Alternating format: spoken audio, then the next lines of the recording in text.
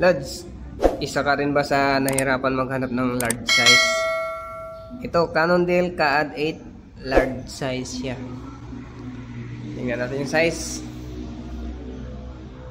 56 yung set tube niya mga lods.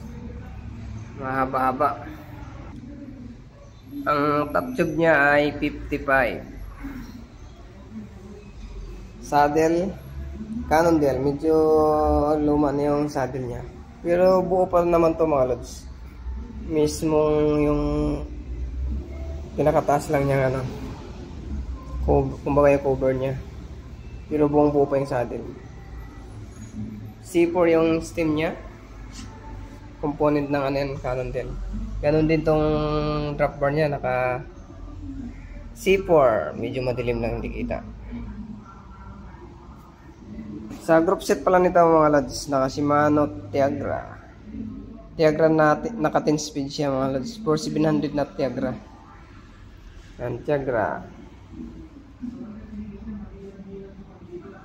Ang laki ng size nito mga lods. Tamang-tama sa mga naghahanap ng large size. Yan, FD. Tiagra. Tiagra.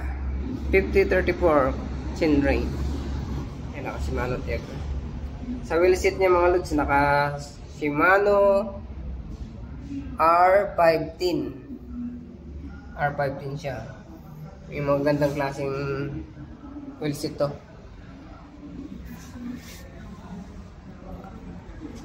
Yan.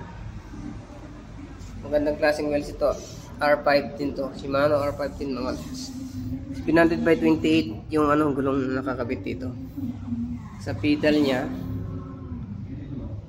Yoga, hindi pa siya clutch. Naka Halotech bottom bracket. Cannondale Ultra, yung fork niya nakasulat dyan. Bibihira lang magkaroon ng large size dito mga lods. Kaya sa mga naghahanap ng large size, tamang-tama to sa inyo mga lods. Sa price pala nito mga lods, ano, 30,000 siya, pero negotiable pa naman yan mga lods. Huwag kayong mag-alala, pwede nyo pang tawaran yan sa 30,000 pesos.